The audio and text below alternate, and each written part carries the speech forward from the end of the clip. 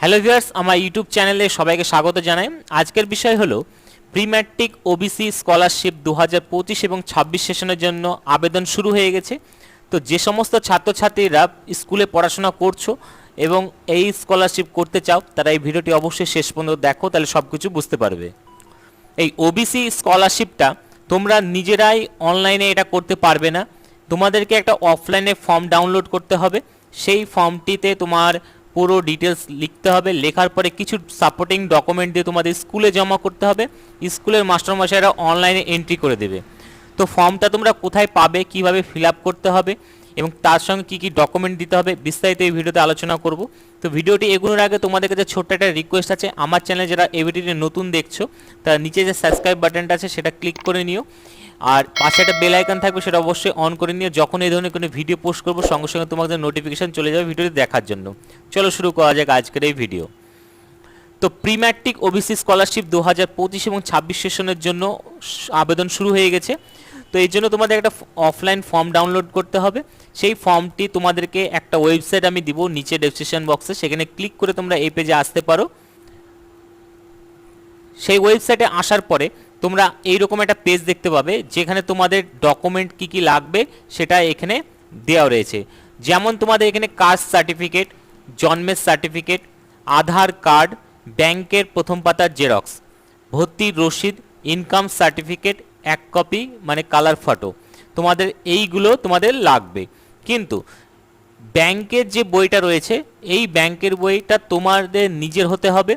তোমার যদি না থাকে তাহলে তোমার বাবা নয়তো মা যে কোনো একজনের হলেই হবে। অর্থাৎ যদি তোমার কোনো ভাই বা বোনের তুমি দাও তাহলে কিন্তু হবে না, তোমার নিজের লাগবে, নয়তো তোমার বাবা নয়তো মা, এই তিনজনের মধ্যে যে কোনো একজনের। ইনকাম সার্টিফিকেট যেটা রয়েছে সেটা তোমরা নিজেদের তোমাদের গ্রাম পঞ্চায়েতের প্রধানের কাছে নিতে পারো, বা উপপ্রধান বা এমএলএ বা তোমাদের এমপি সাহেব, যার কাছে খুশি তোমরা নিতে পারো ইনকাম সার্টিফিকেট। ওইটা কিন্তু অরিজিনাল দিতে হবে। এক কপি কালার ফটো লাগবে, আর বাকি যে ডকুমেন্টগুলো রয়েছে এইগুলো তোমাদের জেরক্স করতে হবে। জেরক্স করে ফর্মের সঙ্গে তোমাদের এগুলো দিতে হবে। ফর্মটা পাওয়ার জন্য তোমাদের একটু নিচের দিকে আসতে হবে। তোমরা এখানে দেখতে পাবে ডাউনলোড অফলাইন ফর্ম বলে লেখা রয়েছে, ক্লিক হিয়ার। তো তোমাদের এই জায়গাটা তোমাদের ক্লিক করতে হবে। ক্লিক করলে তোমাদের ফর্মটা ডাউনলোড হয়ে যাবে, গিয়ে তোমরা সেই ফর্মটি তোমরা প্রিন্ট আউট করে নেবে। প্রিন্ট আউট করার পরে তোমাদের এই ফর্মটি ফিল আপ করতে হবে। তো এই ফর্মটা কীভাবে ফিল আপ করবে চলো দেখে নিই। তোমাদের ফর্ম এরকম চলে আসবে। তো এইটা হচ্ছে ওবিসি তোমাদের ফর্ম। তো এই ফর্মটাকে তোমাদের ফিল আপ করার জন্য প্রথমে তোমরা যদি এইখানে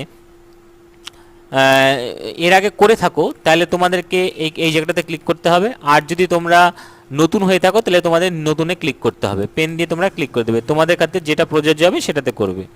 তারপরে তোমাদের এই জায়গাতে পুরো তোমাদের নাম লিখতে হবে, তোমাদের নিজেদের নাম লিখবে, ক্যাপিটাল লেটারে ইংলিশে ফিল আপ করবে। এখানে বাংলায় ফর্ম রয়েছে কিন্তু তোমরা ইংলিশে ফিল আপ করবে। তোমাদের স্যাররা যখন অনলাইনে এন্ট্রি করবে তাহলে দেখে তোমাদের ভালো হবে, মানে দেখে দেখে স্যাররা একটু করতে পারবে।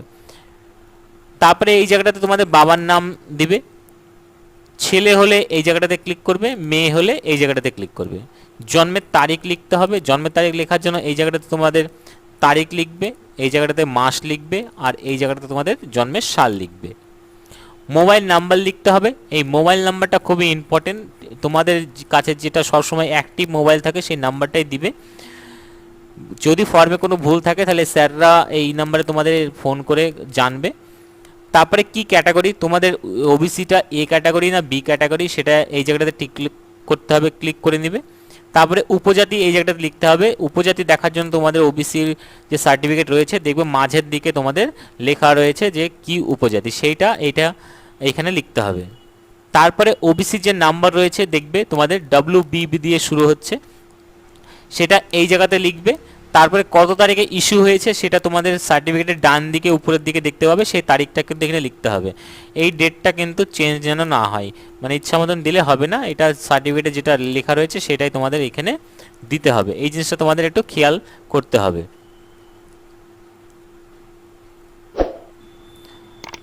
তারপরে ওবিসি সার্টিফিকেটটা তোমাকে কে দিয়েছে, অর্থাৎ এই জায়গাটাতে তোমরা এখানে লিখতে হবে। তোমাদের সার্টিফিকেটের নিচে দেখবে কার স্ট্যাম্প রয়েছে।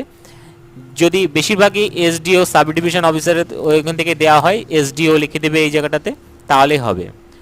তারপরে তোমাদের বাড়ির ঠিকানা লিখতে হবে, এই জায়গাটাতে গ্রামের নাম লিখবে, পোস্ট অফিস লিখবে, ব্লক লিখবে, গ্রাম পঞ্চায়েতের নাম লিখবে, আর কোন জেলা সেটা এই জায়গাটাতে লিখতে হবে।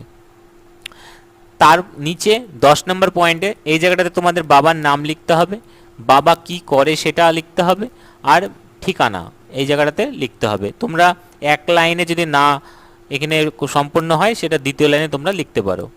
তারপরে বিদ্যালয়ের ঠিকানা লিখতে হবে, তুমি যে স্কুলে পড়ো সেই স্কুলের নামটা এই জায়গাটাতে লিখতে হবে, বিদ্যালয়ের ঠিকানা লিখতে হবে, কোন ক্লাসে বর্তমানে পড়ছো সেটা লিখতে হবে, আর কবে থেকে ক্লাসে তুমি পড়ছো, অর্থাৎ তুমি যে তারিখে ভর্তি হয়েছো, অর্থাৎ ভর্তির রসিদে দেখবে একটা তারিখ লেখা রয়েছে, সেই ভর্তির রসিদে যে তারিখটা লেখা রয়েছে তুমি এই জায়গাটাতে তারিখটা লিখে দিবে। তারপরে তোমাদের নিচে আসতে হবে, এই জায়গাতে ব্যাংকের তোমার নাম লিখতে হবে, যেমন state bank of India SBI লিখলে হবে, পাঞ্জাবের যদি হয় পাঞ্জাব ন্যাশনাল ব্যাংক এখানে পিএনবি লিখলে হবে, বাকি যে তোমাদের ব্যাংকে যে সংক্ষেপে নাম রয়েছে সেটা লিখতে পারো বা পুরো লিখতে পারো। কোন ব্রাঞ্চ সেই ব্রাঞ্চের নাম লিখবে তোমরা, অ্যাকাউন্ট নাম্বার লিখতে হবে, আইএফসি কোড লিখতে হবে, এমআইসিআর কোড যদি তোমাদের বইয়ে থাকে বা তুমি জানো তাহলে লিখবে, আর যদি না জানো এটাকে ব্ল্যাঙ্ক রেখে দেবে, এর জন্য কোনো অসুবিধা হবে না। এই জায়গাতে তোমাদের আধার নাম্বার লিখতে হবে, এটা তোমাদেরই আধার নাম্বার, মানে স্টুডেন্টের বাবা মায়ের এখানে কোনো তথ্য দেওয়া হবে না। তারপরে তোমার যে এই আধার নাম্বারটা দিচ্ছ ব্যাংকের সঙ্গে লিঙ্ক রয়েছে কিনা সেটা তোমাদের দিতে হবে, যদি লিঙ্ক থাকে সেটা তুমি এই জায়গাটাতে ক্লিক করবে, আর যদি লিঙ্ক না থাকে তাহলে এই জায়গাটাতে ক্লিক করবে। চেষ্টা করবে ব্যাংকের সঙ্গে আধার কার্ড লিঙ্ক থাকা, তাহলে একটু সুবিধা হয়।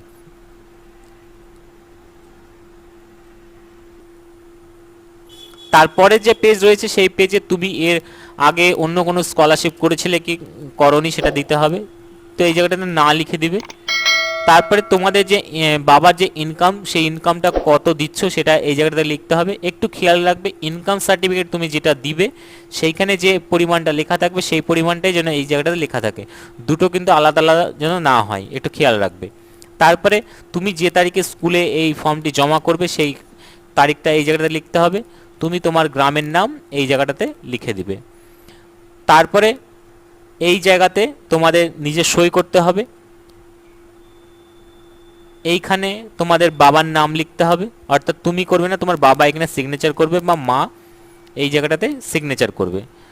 তারপরে এই নিচে যে জায়গাটা এই জায়গাতে তোমাদের স্কুলের হেড স্যারের এখানে সই লাগবে, সেক্ষেত্রে তুমি ফর্মটা নিয়ে যাবে, স্যাররা এই জায়গাতে একটা গোল সিল লাগিয়ে দিবে, তারপরে স্যার এটাকে পুরো ফিল আপ করে এই জায়গাতে তোমাদের স্যার সিগনেচার করে দিবে।